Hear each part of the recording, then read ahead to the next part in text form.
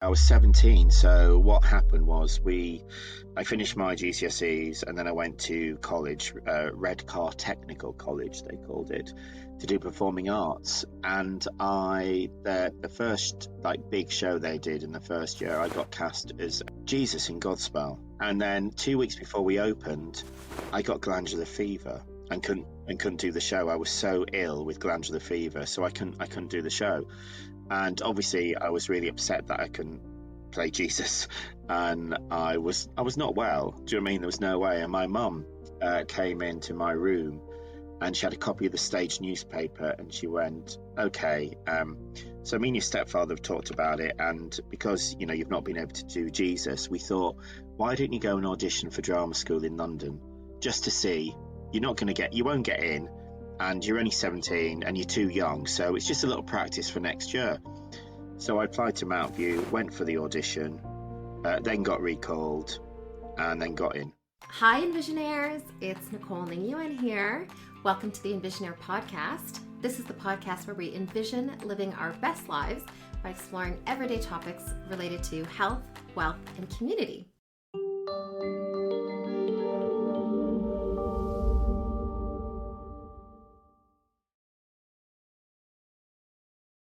On today's episode, we have Tim McArthur, who is a renowned actor, director, presenter, and playwright. Tim has been working in the entertainment industry for the last 25 years, participating as an actor in pantos and the theater, on TV and radio programs, and cabarets, where his acclaimed alter ego, Sister Mary, was born.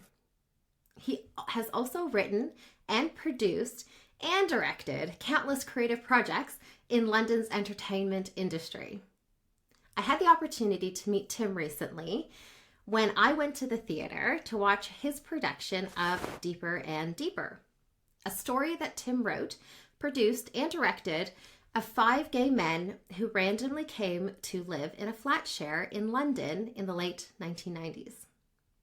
This play made me laugh so much. And it also made me reflect on the evolution of the characters and the socioeconomic issues they would have faced during that time period.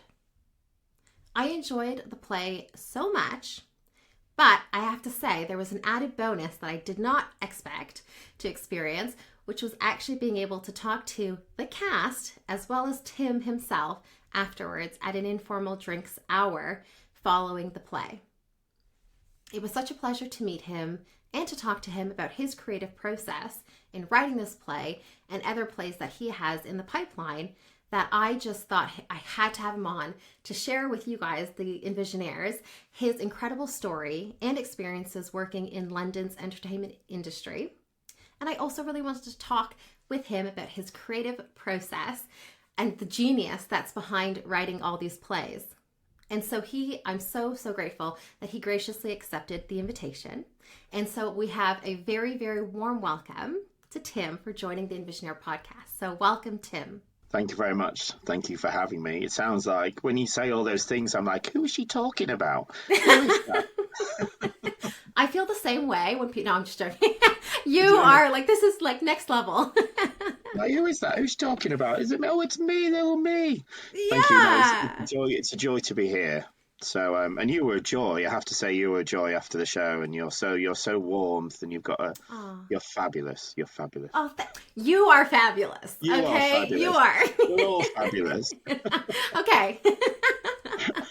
Oh gosh, Tim, thank you. Well, thank you so much. Right. Well, I love to hear people's stories and so on. And I actually was reading, because you are such an acclaimed person, I've actually been reading articles about you, and there is so much to read about Tim. And I was reading an article that featured you when you shared your experience with a theater as a 7-year-old child. And you were at a Cinderella pantomime, and you shouted out loud to the character, "Don't eat that, it's got poison in it." Yeah. And you mentioned that this was the first time that you experienced projecting your voice into a theater. Yeah. So the question I have is, was that the first time you remember like falling in love with the theatre? Yeah, I didn't. I mean, I think randomly we sort of went to the theatre. My brother actually was wanted to be an actor. My brother's 8 years older than me, and so he wanted to be an actor. So we started going to see the theatre a lot more through probably his influence and what he wanted to do. Later on in his life when he left school, and yeah, that was probably the first memory I have of seeing, and I remember like everyone shouting, and then obviously me just shouting and shouting and shouting, and everyone else going quiet, and just my voice echoing around, booming around the theatre. But the other theatre memory I have is, I think I must have been about 6 or 7. It was like 1981 or 1982, and there was a musical called Barnum at the London Palladium, and it starred Michael Crawford, who was a very famous actor in Some Mothers Do Have 'Em. And basically, I remember going to see Barnum at the Palladium, and there was a clown on the steps, and he made, the balloons when they make they blow the balloons up, and then they mold them into animals, and he molded it into a giraffe, and that was one of the first memories I have of going to the theatre. So Barnum, the musical Barnum, written by Cy Coleman, has always been probably my first musical experience, really. But it wasn't until much later in my life, because I actually wanted to be a bus driver. Did you? Are you serious? What was it about the buses that attracted you? I don't know.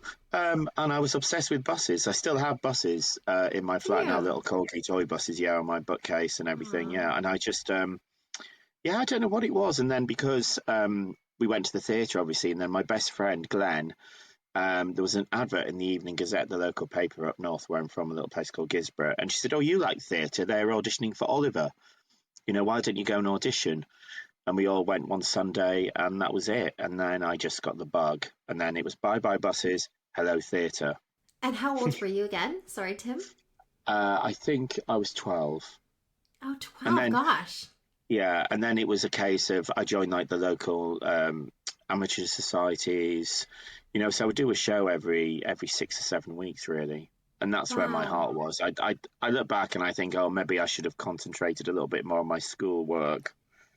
But I I think don't, you I did don't well. think, No, I think yeah, I no. don't think you need maths to do, apart from doing budgets for shows. You know what I mean? But apart from that, Yeah, it's yeah, great. exactly.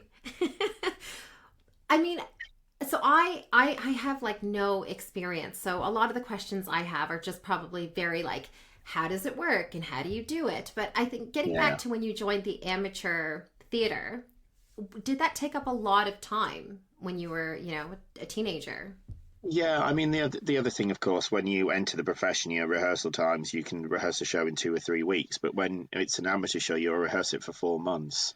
And you Wow. might do weekends, Saturday mornings or Sunday afternoons, or maybe 2 nights a week for like two and Hmm. a half hours or something. So you don't see, because it's so spread out, you've got time to do it because people have jobs and everything. Where yeah, it was you had much longer to rehearse a show than you do Hmm. nowadays. Wow. And then, so you said that you grew up in a smaller town in the north, and when did you move to London? Was it at when you were around like a young adult? Yeah, I was 17. So what happened was I finished my GCSEs, and then I went to college, Redcar Technical College, they called it, to do Okay. performing arts. And Oh wow. the first like big show they did in the first year, I got cast as Jesus in Godspell. Wow. I Okay. know. And then 2 weeks before we opened, I got glandular fever Oh and no. couldn't do the show. I was so ill with glandular fever, so I couldn't do the show. And Oh. obviously, I was really upset that I couldn't play Jesus, and I was not well. Do you know what I mean? There was no way. And my No. mum came into my room, and she had a copy of the stage newspaper, and she went, "Okay, so me and your stepfather have talked about it, and because you've not been able to do Jesus, we thought, why don't you go and audition for drama school in London just to see? You won't get in, and you're only 17, and you're too young, so it's just a little practice for next year." So I applied to Mount View, went for the audition, then got recalled, and then got in. Wow. Oh So I my moved to London gosh. when I was 17. So I didn't finish my course. I only did one Oh my year of the 2 year gosh. course, and then I was It was at Mount View. so it was all kind of almost serendipitous in a Yeah, way. it was. Yeah, yeah. Because I I mean, think if I because hadn't got glandular fever, yeah, I wouldn't have gone. I wouldn't have gone to audition. I would have waited another year, to go and audition for wow. drama schools. Wow, that is because I really do believe like one of the things that I've learned probably I'm in my 30s now, and I'm actually doing an episode on like the things I wish I had needed known in my 20s, and one of the Yeah, things yeah. is everything happens for a reason, and this is I a prime completely agree with example you. of that, Yeah, right? completely agree with you. Yeah, Um, so yeah, and fascinating. it's sort of it was a painful thing that happened because I was upset I couldn't do it, but then result of that it then changed my life having glandular fever because I was 1 minute I was there and the next minute I was saying bye everyone I'm moving to London. Fascinating. And I moved down in the June, the end of June, and I didn't start my out view until the October. And my brother was moving out of a flat he was living in, so he spoke to the landlord. So me and two people moved into his flat. So it all sort of worked out really well. And I had 3 months of working front of house on Phantom of the Opera um, before I started college. And meeting people as well because I was just coming down to London, not knowing anyone, you know. And it was, scary. I was 17. I was such a young, sweet thing, full of Oh. hopes and dreams, before the bitterness and the jadedness set in.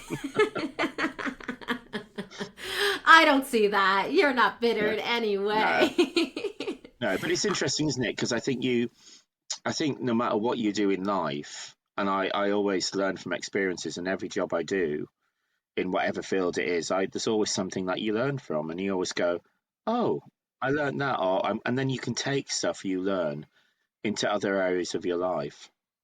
Sometimes good things, sometimes bad things. We're all human, but it's really. I think I'm not religious or anything like that, but I am very spiritual in you know certain things in my life. I always treat people how I would like to be treated.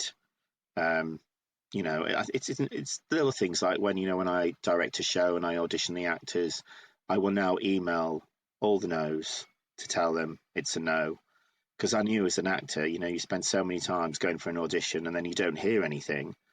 Um, and it's just nice to let people know. And then sometimes people might audition for me and they might not be right, but I might be doing something else. And I'll say to them in the audition, you're not right for this. However, I'm doing something later on the year that you are right for, and I'll be in touch with your agent. I think that's much a healthier attitude because then that person doesn't go away stressing and thinking, did I get the job? Did I not get the job? I think it's good to have clarity and treat people properly with respect. Oh, 100% agree. I mean, and I'm also very, very spiritual. And so that whole idea of like the universe and things happening in kind of your karmic energy, like you're putting things out and it comes back. So I 100% agree. And that's so nice. Like you're like a human, a heart centered human.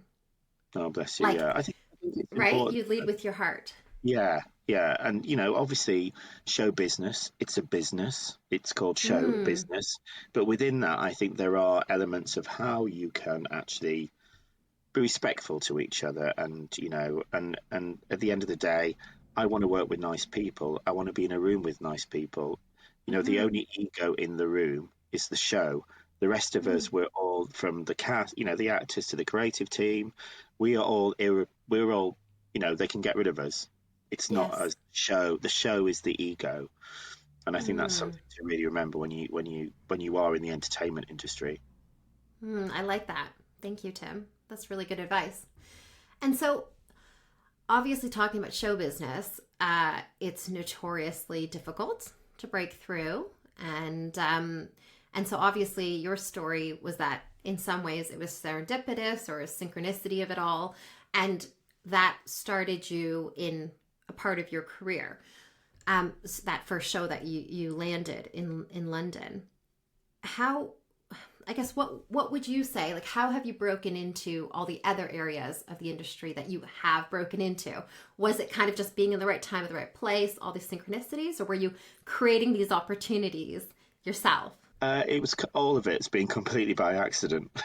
Really? Yeah, Tell it's us, tell us. when I left drama school, I worked constantly for the first 2.5 years. Like I was doing 4-week contracts, then 8-week contracts. I was all over the country doing shows in rep theatres that don't really exist much these days. And then in 1997, for whatever reason, I didn't work. And there was like 2 jobs that I got cast in, both got cancelled.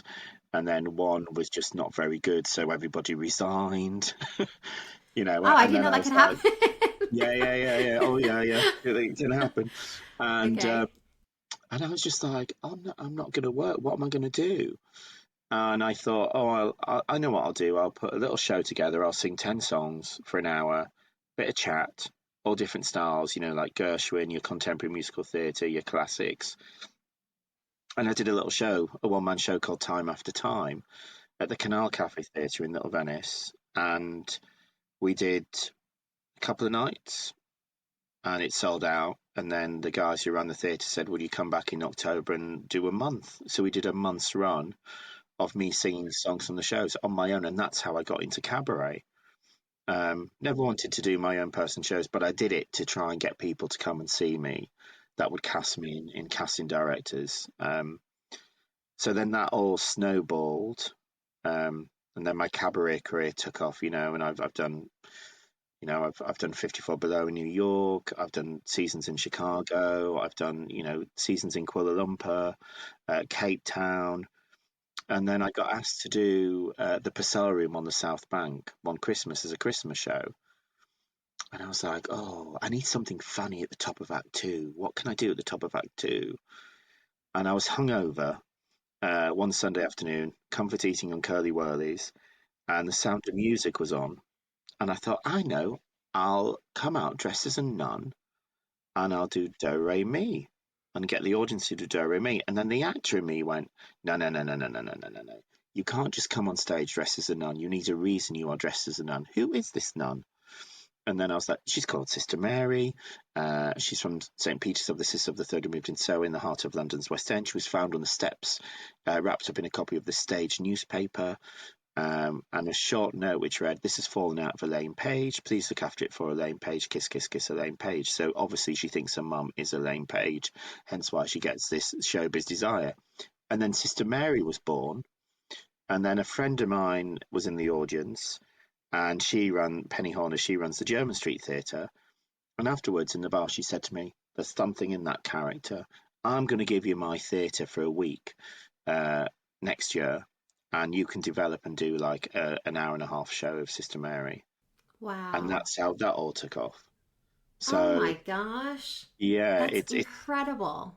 yeah. And then presenting wise, I was programming an arts festival at a venue that I did cabaret, that I produced cabaret at, and the guys who run the venue, Lauderdale House, said, we want to do an arts festival for 3 weeks.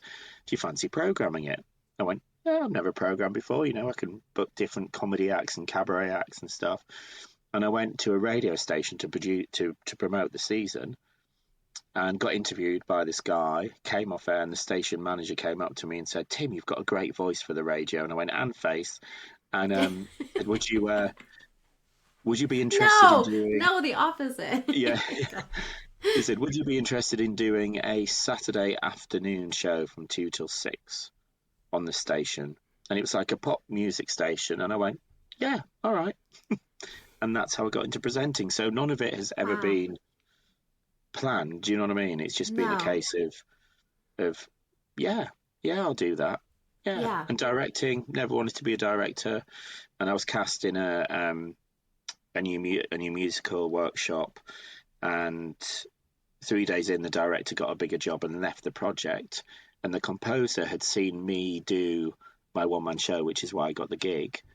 Wow. And I'd been directing like other people's cabaret shows, and he went to me, oh, you do a bit of directing? And I went, yeah, but not like full-scale musicals. And he went, well, I want you to direct it now.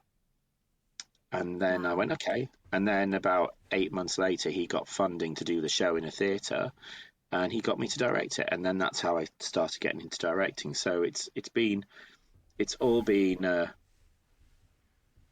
fallen into everything by chance. Jack of all trades, master of none, I think the expression goes. Well, I'll have to say, so like I've been kind of clocking different things as you've been speaking, and I have to say, like, there's like the recipe for success, if I could summarize it, seems like you say yes to things. You're not like, you say yes, you start like if you're starting, you said that you were like taking contracts, like small contracts everywhere and like going up, all across the country, right? So nothing was like too, no, I'm not like too big for that or anything, right? And then obviously hard work, because like that is very taxing. And it seems like you're also entrepreneurial a little bit, because obviously you are, even as an actor, like you were, and when you wrote your first play, that kind of one man show play, you were time after time, you said that you invited, like intentionally invited, certain people, and I think good for you. Like that's so I'm actually seeing a very nice like little recipe for success. Even though I'm sure there was like some, good fortune in that as well, but I think that's really fascinating.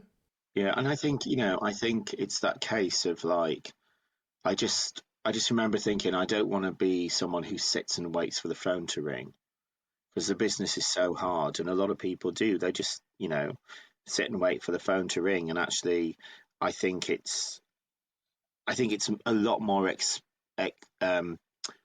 accepted now that people do create their own work. But 20 years ago, it was sort of, I did get quite a lot of negativity about it, which was quite interesting. But now it's changed. I think it's so important that performers do create their own work, and especially when you're just leaving drama school, like just do something that is you. That we are all of us, we all have something unique to offer. Like, I can't do what you do. You can't do what you do. You know what I mean? It's like we all have something that someone will go, I like that. I want a bit of that. So I think it's really important that you remember that as a performer. And because you waste, I remember I was talking to some friends about it the other week actually, and we were all saying how much time we wasted worrying why we weren't getting things and other people were getting things. And actually, if we use that time and energy for us to just accept, that's fine. I'm not going to get cast like that. I'm not that part. That's not me. 'Cause I think people think they can do everything, and sometimes you can't play every part. You're not right for everything. And I think that again, where it comes into treating it much more as show business. It's a business. And I think the minute you can try attach yourself emotionally and personally, because you are a product, I'm a product, and that's me not being harsh, but I think it takes a long time for performers and creatives to actually realize that. It's taken me a long time, and now I'm like, yeah, if I'm not right, I'm not right. There's nothing I can do. I can't change someone's mind. If they don't want to hire me, they don't want to hire me. That's fine. Yeah, definitely. I mean, there's part of it is, well, the comparison game is a very difficult one, and Yeah, it's something that completely. yeah, I'm like very interested in to understand like how we can get over that, because it's quite natural. I mean, even in my industry, like as a podcaster, it's, you do see some podcasters having a lot more success, and you think, oh, like, why am I not there yet? But it's like, Mm, I think it's a culmination of different gifts and different skill sets, and also knowing that, like, accepting that you're not always going to resonate with every single yeah, person, and in fact yeah. that's okay, that's good almost in a And it's way, good. because And it's the same yeah, with friendships. You can't make, you can't, not everyone will like you. You can't, yes, and I also spent, I think, a lot of my younger years trying to make people like me who didn't like yes, that's me. what I mean. And no matter what you do, they ain't gonna like you. If they don't like you, do you know what I mean? Yeah, and It's almost just life. It's been human. It's human nature. yeah, Can't all like each other. yes, and the more you try, It makes it the worse. more they don't like you. I know. I know. I know. I've had I that know. so It's many like a times. wheel within Yeah, a totally. wheel. Right. Okay. So let's get into a bit of your creative process. So can you tell us a little bit about what happens with each new creative project? And let's talk about, let's say, well, playwriting, because that's one of the topics of the day. So playwriting again, I fell into completely by chance. Um, there's the Lauderdale House, which was the venue that I was programming the arts festival for. Catherine Ives, who's the director of the house, wanted to do a new season of LGBTQ plus plays, and I every Halloween I write a children's show for them, which is 500 children come to. There's 25 actors, and it goes all around the park, and it's like a Halloween spooky story. And I've been doing that for like 15 years for her. And she just said to me, "Why didn't you write a play?" And I went, "Oh, I've never written a play before." She went, "But you've been writing Halloween for kids, so write a play, write a gay play." So my first play was called Control, and it was about a relationship between a younger gay man and an older gay man, and how he manipulated the relationship. And it was a really, really dark piece of theatre. I didn't intend it to be dark, but it was sort of quite dark, and there's only 5 actors in it. And that was my first play, and I really enjoyed it. And we managed to get it on in 2 different theatres. It went on a little tour. And writing is again something that I think, because as a director, I've directed quite a lot of new writing over the years. So, and I think the main thing with when you write something is you can't be precious about it. You have to kill your babies. If something's not working, you have to be able to go, "That's not working." And I think now the more that I've written, and I've not written a lot, I'm still quite new to the game really, is just trust your instincts. And also people's behavior. I've always been fascinated by how people behave. And I think I've subconsciously that's always been, situations. I've always been really watching people, not like a stalker, but do you know what I mean? Like how people react with each other and interact with each other. Yeah. Well, okay, so I wanted to just go back to what you said. So, you said that you really liked the process. Not the process. You really loved when you wrote that play, right? The first play. What was it that you loved? Was it like the putting it together? Was it the actual writing? Was it seeing the end product? What was it that you just loved? I think it was a mixture of all of it. I think I loved seeing it come to life. I mean, I didn't direct it. I got a friend of mine to direct it because I just thought, I can't, direct it. I need someone else to do it. And it was a guy called Guy Ritalik, and he did a brilliant job on it. Absolutely superb job.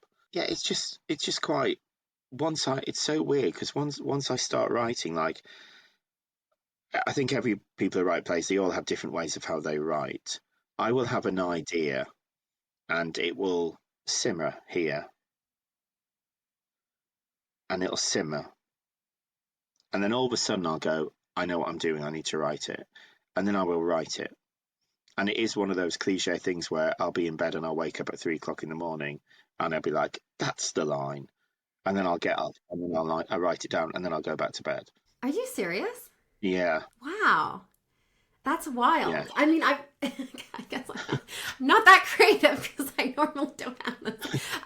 But I will say, so that was one of the questions I wanted to ask you about this, like, kind of universal downloads. I had this idea that everyone gets like universal downloads. I know it sounds crazy, but like because sometimes, like, how like sometimes you get an idea, even like an invention, like something, you're like, "Ah, that's really good," and then you don't do anything, and then like 2 years later, you see it, you're like, I thought it. So like, I feel like everyone gets different universal downloads. Sometimes people get similar, and therefore, so my question to you is, like, when you're saying you get this idea and it's simmering, like, do you think it's a universal download, or is it something you're kind of just like, I don't know, like, or you just like brainstorm ideas? Like, how does that idea conception come about for you? I have no idea. And that's the thing. It just sort of, it's just I think it's an instinct I think a lot of stuff I write is really character driven. I think it's the characters that then create the story. I mean, I'll know as I'm writing it, I'll go, what if they were in love with them, or what if they had a massive secret? And it's where you plant the seeds within the storytelling. And I really like, especially with Deeper and Deeper, because obviously Act 1 was all in order and then Act 2 was all out of sync. So you learn quite a lot about the secrets and the lies between them and how it jumped. And and it's always the same with any piece of theatre. Act 1 is always the setup. Act 1 is all about the setup of the relationships between the characters. the tensions really, and then Act Two is where especially in deep and well the end of Act One it all fell apart. But it's that really interesting thing of when you see them 5 years later, what have they learned? Have they changed? Have they developed? Have they learned from those experiences? Um, which is life, you know. Yeah, so I do quite like um, time jumping, I suppose. But then also I've written stuff that is not a time jump, which is, I wrote this lovely play called Confessions Over Toys, which is based in a toy shop, which was inspired by my friend Jane, who runs a charity called the Toy Project. And her toy shop is amazing. It's got like Cindy dolls in sweet jars and Smurfs in sweet jars, and it's basically people who don't want their toys anymore. They take them to the Toy Project, and Jane takes them to hospitals. She takes them to families that don't have a lot of money. And I was doing some storytelling, panto dame storytelling in her shop, and I was just looking at all these toys, and I just went, "Oh my God, I just want to write about a young girl who is works in this toy shop, and the people that come into the toy shop, these characters that come in." And there was an autistic kid in it. There's an old man in it. There's a grandma visiting her family down from York, um, and there's some little twists and turns in it. And basically, you discover that the girl used to be a boy. The dad who's in the play doesn't recognize them because they're now a girl. He comes into the shop, and then the result at the end is they're all dead, and the toy shop is a waiting area where for their Wow. souls to be. And I just told the end of Ooh, the play, but that's the end goosebumps. of the play. Oh my Um, gosh, chills. Oh. so Wow. all their connections, and because it's near a local hospital as well, which is so they're all there looking to tie their stories together. Wow. Wow. Okay, no, because okay, getting to that point, and that's so interesting. So, did you know from the get go, or as you're writing, then you're like, and that's the end? Like, And as I how? Yeah, it was because originally it was about the the the the girl in the shop being reunited with her dad who left when they were young. So that Okay. was always going to be the end. And then I just went, what happens if they're all dead? And it's just like, and it just made it, and like the ending. I mean, I've not managed to get it staged yet, but I could see the ending, like how the walls would just move and everything would go right. Do you know what I Incredible. mean? So it would just be coming to a Yes. white space where they would hold hands and walk to the back of the stage. That's what I want the ending to be. Yes. Oh my God, that's so good. I hope you get it staged. I really do. I Yeah, will be one of the first people to buy a ticket. So, yeah, no, that's really cool. So fascinating. I mean, again, because again, this is not. I'm so foreign to this. And so, is it like do you have a lot of friends who are? You do have a lot of friends in the industry, but do you have a lot of friends that are playwrights? Do you guys talk about different yeah. approaches? A couple of friends. I mean, I'm probably because now I'm writing more. I'm now getting to know more playwrights. Mm, One just messaged me now actually and said he's got an idea that he would like to work with. He wants me to work with him on it, which is really right. nice. Yeah. Um, so Well, and how does which will be that work? interesting. Like, how do if you're going to have collaborations, like, do you want to make sure that you guys have a very similar sort of like Yeah, approach? Yeah. I think so. I mean, I've just wrote my first panto, dirty adult panto called Puss in Boots, which is going to be at Wonderville this Christmas. And I do this mad show about the Eurovision Song Contest that I've done for 3 years, and it's just getting bigger and bigger and bigger. And the girl, one of my besties in it is Lucy Penrose, and I was asked to write this panto, and I was like, I've never written a panto in my life. I've directed lots of adult pantos, and tweaked them and made them, put the sparkle on it. And I was like, oh, and I thought, oh, I'm going to ask Lucy to write it with me. And the main thing when you have something like that and you've got producers to respond to is to have a deadline. So we knew beginning of June we had to have our first draft for a read through so the producers could hear it. And then we had time to change it if they didn't like it. But the great thing that I really liked working with Lucy is we hit all our deadlines. And on our first script meeting, idea meeting, we had the story, we had the plot, and we were both like, I can't believe we've done that so quickly. And we, every time we met, we said, right, what do we want to achieve today? And we achieved everything. So working with someone else, I thought that was really valuable. We were never behind on our deadlines. We had this first draft beginning of June. Then we went away and we tweaked it, and then we didn't look at it for 3 months. And then we did another read through about 2 weeks ago, just between me and her, and we just went through it line by line and said, "Is this funny? Mm, I think there's something funny here, or that's really funny, but that's in the wrong place. We need to move that gag down there." So it's fascinating, that process, and even with Deeper and Deeper, we did a 2 week rehearsal, and we, as a director, when I direct, I like to get things blocked at the end of the first week. Not the detail, but just so everyone can go away from the rehearsal room and go, this is the shape. We've got a shape here. Some sort of, it's not, got no detail in it, but we all know the journey of the piece. So then you can come back in the second week and then you add all the detail and you go, that works. And we did a stagger run of Deeper and Deeper on the Thursday, and I said to the boys, there's a scene missing. We're missing a scene. And they went, what? I said, I'm going to write a scene. And it was only a short scene. I don't know if you remember, it was a scene in the airport where they said goodbye to each other.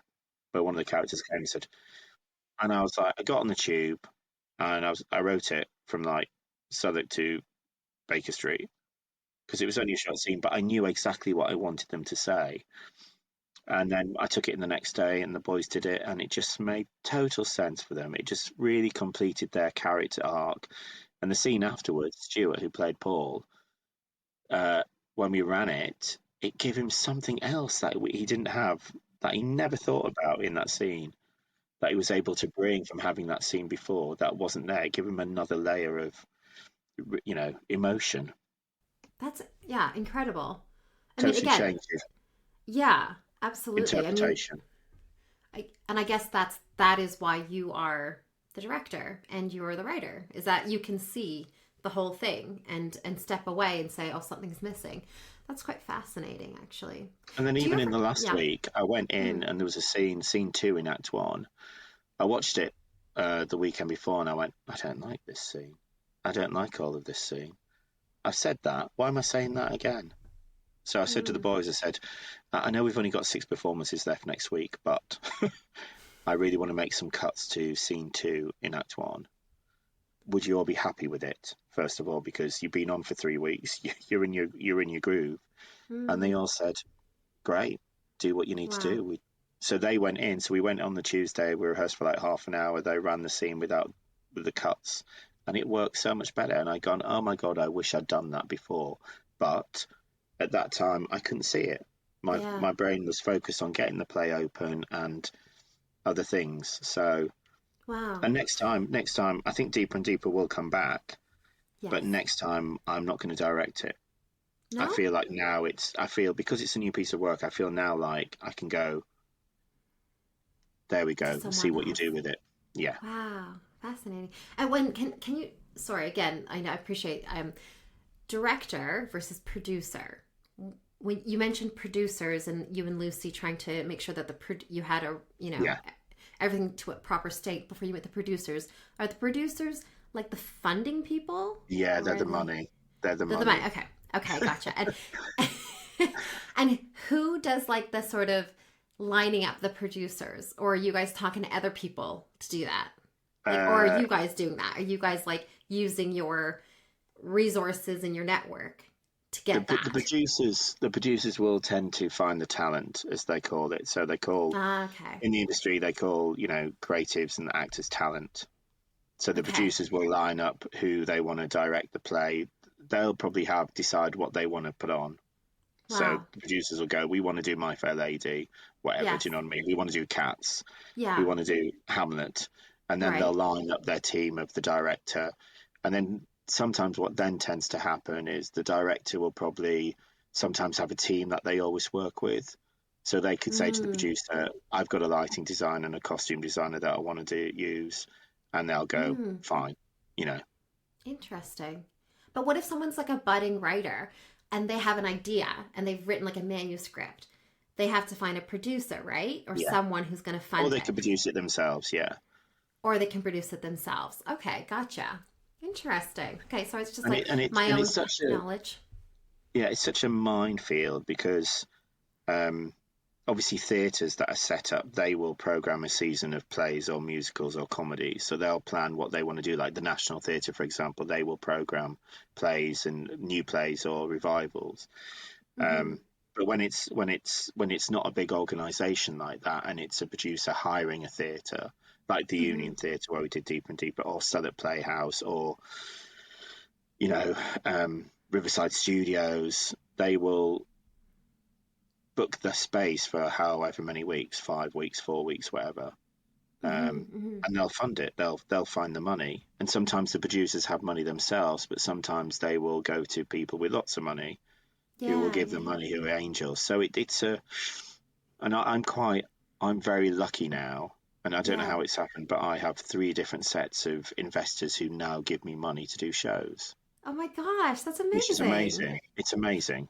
That's really good. So when you call them angels, do you mean angel investors or literally like they're just like good people? Like just like you love Uh, them and they're a, angels. a bit of both, really. A bit of both, yeah. A bit of both. So they'll Love go. it. So That's they'll go. awesome. I'll say I need 45,000 to do this play, whatever, and they'll Yeah. go, okay. That's amazing. It's hard. Sometimes you have to get bits from different people, but I feel very lucky that I'm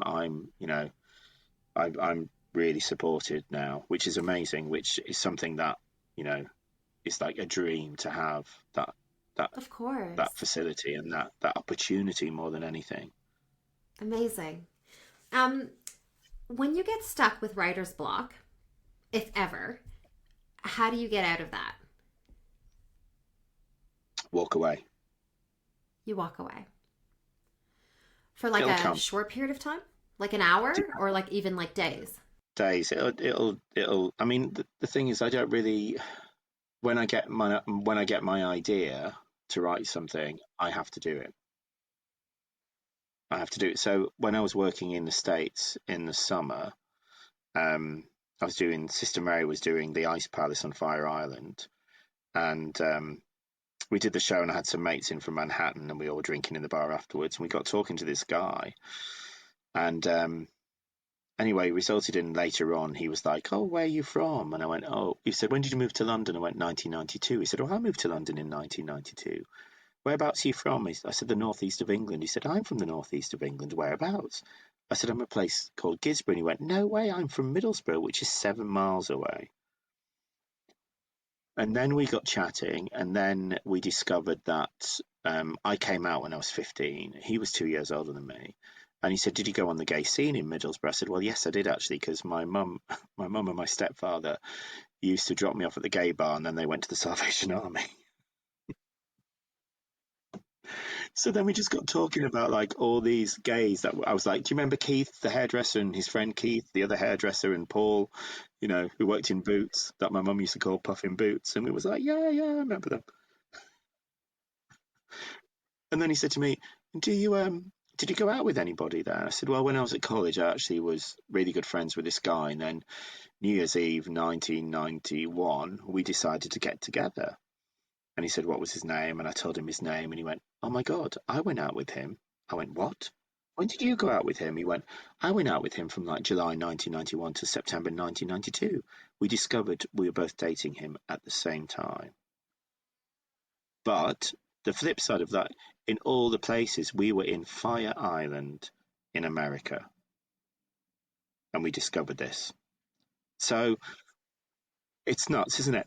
And I was like, "Oh my God." Anyway, I went back to Manhattan, and Andrew messaged me on the Sunday, said, I'm coming down. And I was like, "Do you want to meet for brunch?" He went, "Absolutely." And I said to him, "Okay, so I've not been inspired to write anything, but I really want to write a play about this. Would you be happy with this?" And he went, "Oh my God, I love it. I love it. I love it." So, so it was like there in my head, fizzing around. And then on the Monday, I got a message from a friend of mine who runs a theatre saying, "Tim, we're doing a new writing festival. I don't suppose you've got anything that you want to try out." I went, "When is it?" He said, "3 weeks' time." And I was like, I need to get back to you. And then I discussed it with some of my New York mates, and they were like, Tim, you've got to do this. You've got an idea. You've been given a theatre for a week. Write it. And amazing, luckily, I was having an operation on my leg when I got back to London, so I couldn't do anything for a week. So I wrote it. And we did it as a work in progress for 5 performances. I went in, changed a lot of it, rewrote bits. The Sunday night, one of my investors came to see it, and they loved it. And they said, let's think about putting this on. And then the last night of Deeper and Deeper, they said to me, let's definitely do that. We are going to give you the money to do this next September.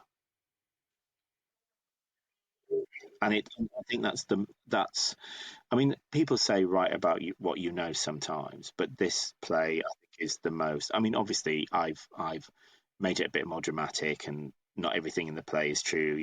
Some of it is true. I'm going to leave the audience to guess which bits are true, but it's very it's much more closer to me than anything I've written. But again, there is that fantasy element of it as well to make it theatre, to make it a bit more interesting and dramatic. Amazing.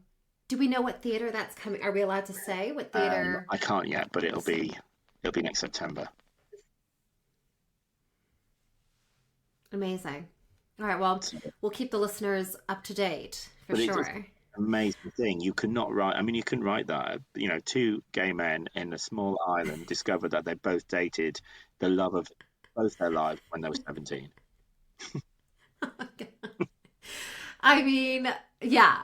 But you know what's ironic about that? I actually have friends who also have discovered that sort of overlaps, and like not in the same, crazy way, but there have been overlaps. So I think it'll resonate. And just, is it going to be more of a comedy, or is it going to be a little more of a drama? I think it's a bit. I mean, it has got funny bits in it, I think. But yeah, it'll be interesting, to see what happens. I'm excited.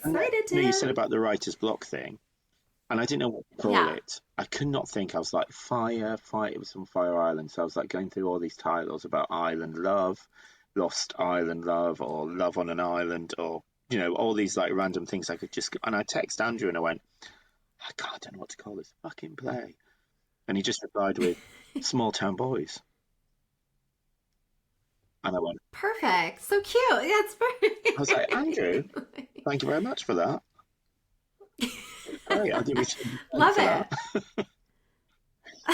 And he came to see it. He came to see the reading.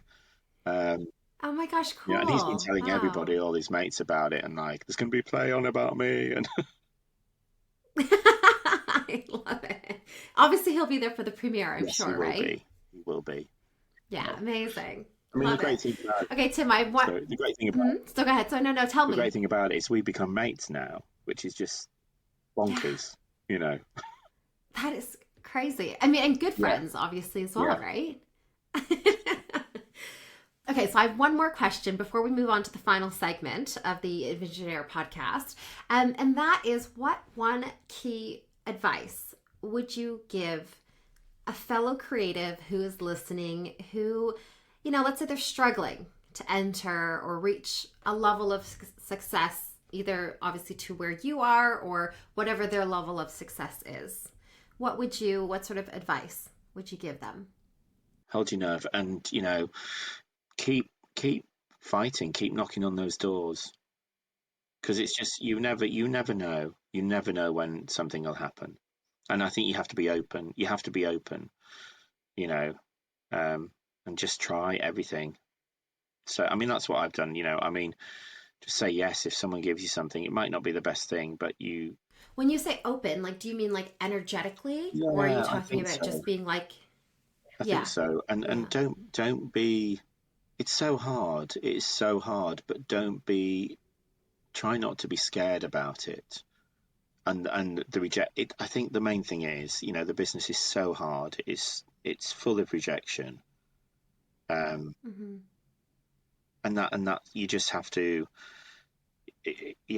try not to let that rejection destroy you, but know that at some point something will give.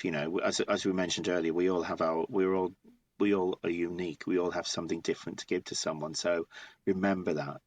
I just think remember that, I understand that. I've been there in a supermarket with like 52p in my hand, going, should I buy a potato or should I buy Inside Soap, the magazine? And I bought Inside Soap, the magazine, to read about the soap. Do you know what I mean? So I have, I've had, it's been hard times, and it's at the minute, I feel very lucky. I've got so much work on, but it could all go. Next year, it could all go. At the minute, I'm riding the wave and I'm just on that wave, and that wave might suddenly stop. And that's fine. You know, we all have good times, we all have bad times, and you just have to hold your nerve. Yeah, I love that. Thank you. Thanks, Tim. Beautiful. Well, we are at the final segment of the Envisioneer podcast. Yee.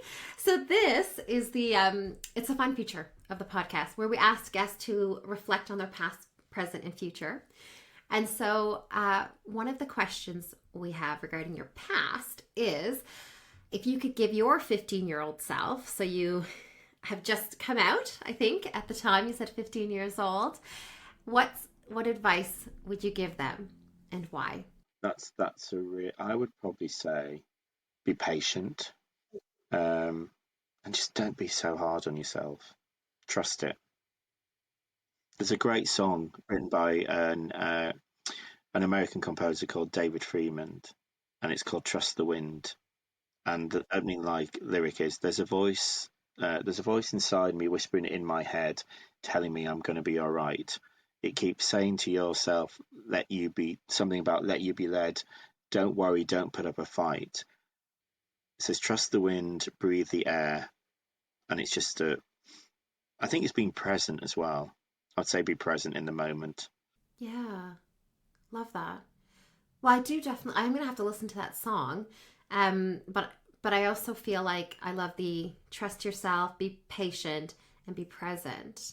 I think it's really important as well within and you mentioned earlier about the podcast being about, well-being. And I think that's something that is really hard to do in the industry, is to look after yourself mentally, because it's so hard and it's so cutthroat, that you have to be kind to yourself, you know.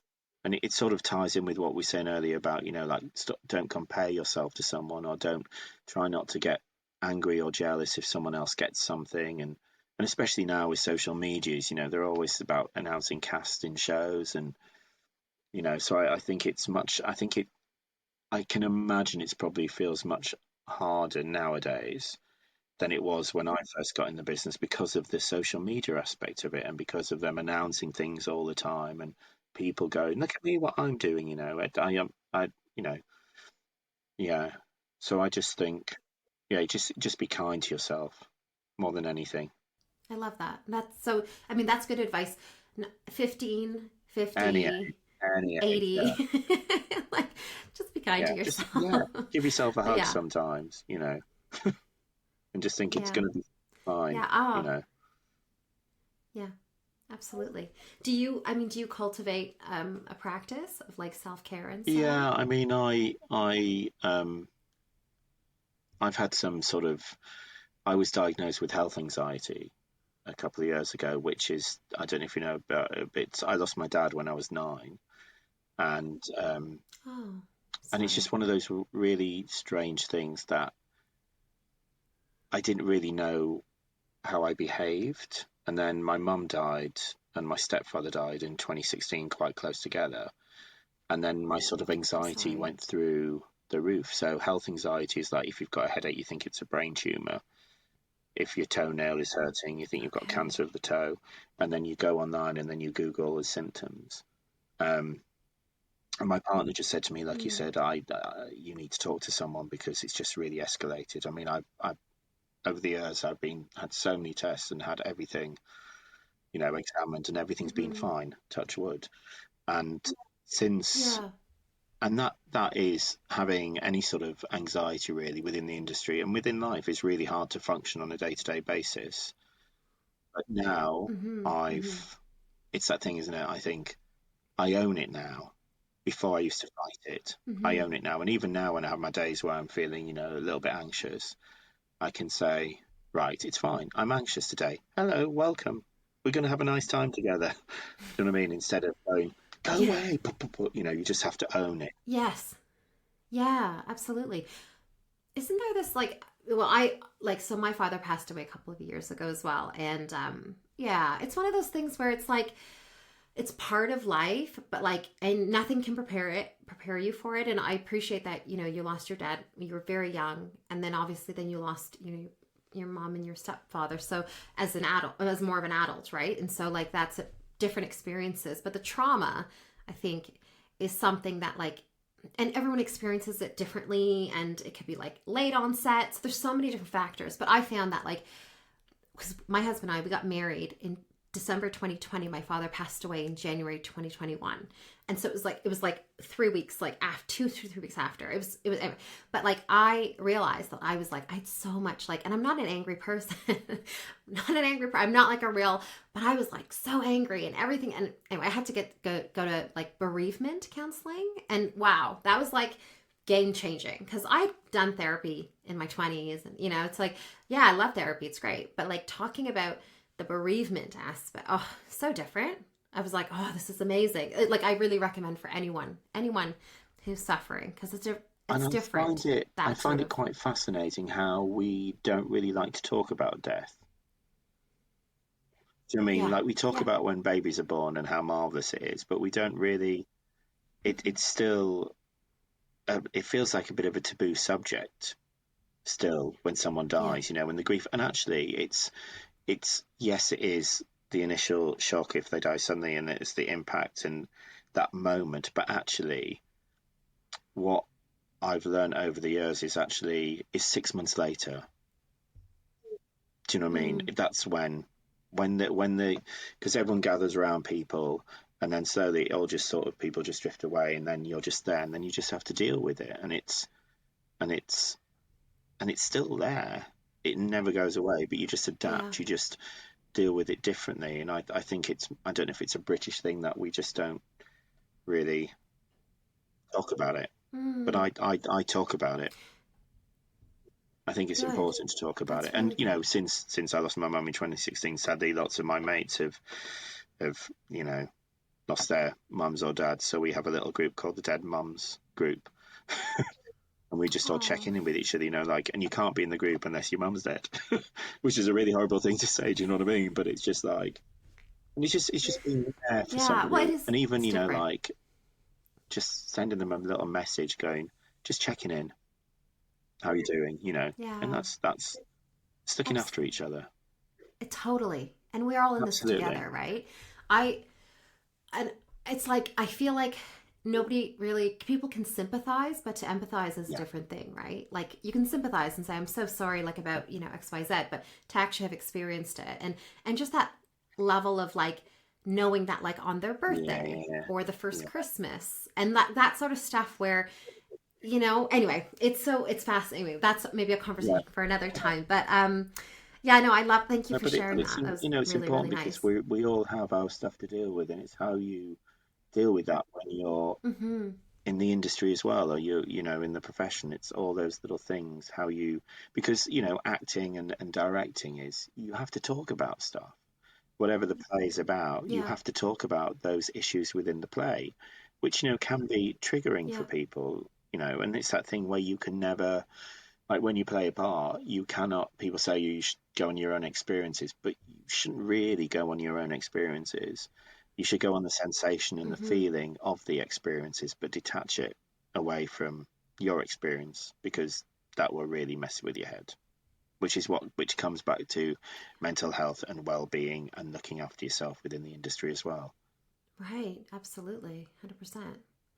Gosh, well, that was really meaty. I mean, I hope that people who get to this part of the podcast, really, you're in for it. This is a treat, like, to get that sort of, that was really, really interesting. And I agree 100%. Like, mental health is such a huge part of it, of well-being. It's physical, it's mental, and it's also spiritual, and that's what we try and focus on here. And what's interesting, just so I'm just gonna, a little aside, but I had a guest on who was talking about breath work, and she's a breath work facilitator, and she actually shared that her brother passed away very suddenly about 10 years ago, and the trauma that she kind of just held. And then it wasn't until she actually experienced breath work, because she was at a yoga retreat, and the release of it all. And again, so it's like people, I think, have to find their holistic maybe way of dealing, which might not be the same for some. It's breath work. For some, it's energy chakras. For others, it's meditation. And then sometimes it's just like friends, like community. And so I think it's really just trying to find whatever it is. The other sort of thing I really learned, which was really interesting, that I think when I, like, my stepfather died end of 2014 and mum April 2016, I realised that all my life, and being in the entertainment industry, I was doing it to make them proud. I wanted them to be proud of me, and they weren't there anymore.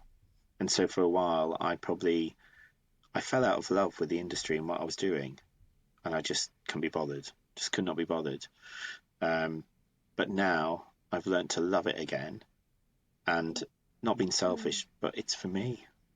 I'm doing it for me now, which was a massive learning curve. Wow.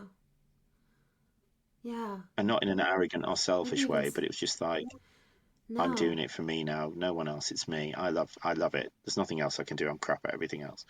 Every other job I've been sacked from. Do you know what I mean? Bar work, sacked.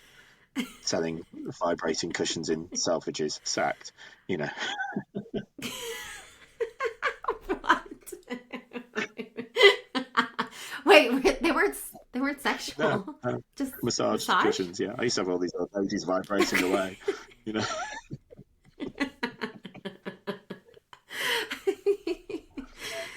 Oh my gosh.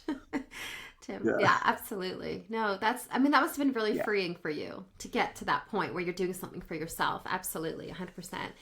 I feel like that's probably what this podcast is, because for me, like, my journey, we didn't talk about, but I think, like, I used to work in politics and law, and and now this is truly where and this is like where I feel so alive, and I love connecting with people, and I love hearing their stories, and it's like breathing, and it's so beautiful. But so I'm so as happy. you said, you connect with it. It makes you happy. And, we only get one chance on this planet to live our lives. So I think just if you can do what you want to do, live your life. And I'm sure we all see people, on the tubes, and I think, God, you look absolutely miserable. Do you know what I mean? And it's like, it'd be interesting to know how many people actually are happy in the work that they do. And I think that's a great thing about the entertainment industry, because it is when it's fun, it's really, really good fun. And when it's crap, it's really awesome. crap. But generally, I always try and create a happy ship. If you have fun, if you go in with a nice positive energy, fun energy, and you're not horrible, and as an actor, I've worked with directors who you just think, I'm really scared of you. I'm really scared of you. And I think, why, as a director, why would you want your actors to feel scared or not feel safe in the rehearsal room? Because that is the most important place. It's got to be safe. It's got to be fun. And if everyone's relaxed, you're going to get the best out of people. Not them thinking, I don't know, I feel really tense about this. Why is he being so horrible? Why are they being so horrible? No, create a nice, fun atmosphere, and you'll get the best out of people. Amazing. I love that. Sorry. Thank you, Tim. Thank you for sharing. Yeah. All right. Well, no, I know. Okay. Well, let's get back the Envisionaire. We're going to go back to the Envisionaire questionnaire. So, reflecting on your present, if you could seek advice from anyone in the world right now, who would it be and why? I think Miriam Margleaves would be quite a good person to ask advice from, because she's quite honest. Do you know what I mean? So you just want the honesty, the rawness. That's it. I just want the honesty now. I can't. I'm to the point where I just can't bear all the pussyfooting around. Do you know what I mean? I'm like, can you give me the money? No, fine, that's fine. Just tell me, I'll go somewhere else. Do you know what I mean? It's like, honesty, I think, is really important. I think a lot of people sometimes are not necessarily that honest, especially in our industry, where I try and be, honest as I can be. And sometimes there's horrible things you have to talk to people about, or, you know, but just be honest. And treat people how you want to be treated. That's all I'll say. Exactly. You can be real and you can be honest, but just do it in a kind way. And it's that thing as well. I think, before, I always used to ask my mum about advice, and she'd be like, sometimes like, oh, tell him to stuff it. Do you know what I mean? And I went, well, I can't do that, mum, I like that attitude though. Just tell him to stuff it. And she would in that situation. She probably would, but yeah. Yeah. It's funny. Look, my mom is very much like that. She's like, a lover. She's feisty and she's like from the Caribbean. So it's a real talk. That's real talk. But she always says, oh, Nicole, well, you have a nicer way of putting it. You're just a little more diplomatic than me. But I'm like, well, that's just my voice. You know what I mean? Like, it's truly like, I don't like to cause offense. And so sometimes, yeah, anyway. Okay, future looking. What's one goal you want to achieve in the next 5 years that you would like to share with us? It was funny because I was having a similar conversation with my brother about Christmas. Oh, God, Christmas. And we were saying about, like, what do you want for Christmas? And I was like, you know what? I don't want anything. And he said, what do you mean? I said, I don't want anything. You don't have to buy me anything. He said, you've got to have... I said, no. I said, I'm fine. I said, look, I've got everything I need. I don't need anything really. Let's just be together. Let's just see each other and go away for a weekend. And that's what we're doing for Christmas. Oh, that's so nice. Where are you guys going? Where are we going? We're going to not Tunbridge Wells. Henley-on-Thames we're going to. Yeah. Oh, nice. You gonna do a little rowing? Absolutely not. No. A little spa day? Maybe a spa day. It's funny, isn't it? Because I've never like, all I wanted to do when I left drama school was to be respected and to work and to do what I love to do. I didn't want to be famous. Like other people I was at college with, they were like, I want to be famous. And I was like, I just want to work and be respected for what I do. And that's what I've always wanted. And, who knows, in 5 years' time, I have a little dream as well that one day I'll just give it all up and I'll just run a little bar in Spain. Amazing. Which part of Spain are we talking Southern about? Spain, it's warmer. Yeah, nice. I can see me doing that. I'll just go, right, I'm done now. And everyone's going, you'll never get up. Cool, and I'm like, though. I think there'll come a time where I'll just be like, maybe I could just be warmer weather, Yeah. Well, I'll come visit you. Absolutely. I'll come visit you. Right. Well, thank you so much, Tim, honestly, for your generosity and your time. I'm so grateful. And this was so amazing. No, thank you very much for having me. It's been an absolute joy talking to you. And I think next time we should do it over a bottle of wine, but in person. In person. Yes, 100%. I love that. We're going to rent a studio in London and I'll get the wine and everything. And you just come with your fabulous self. Yeah, love that. All right. Well, for anyone listening who would like to connect with Tim, he's so happy. Follow him on Instagram. His handle is at McArthur, McArthur.Tim, Tim. So at McArthur.Tim. And he'd love to connect on Instagram and do follow him on there. And I'll put everything in the show notes. And we just want to thank you again, Tim. And we're sending you so much love. And I hope you have an amazing time in Paris and in your pantomimes. Love it. I can't wait to hear all about it. And we'll see you very soon. Thank you so much, Tim. Thanks, everyone, for listening to the Envisionaire podcast. Make sure that you like and subscribe to this podcast so that you stay up to date on all of our new episodes.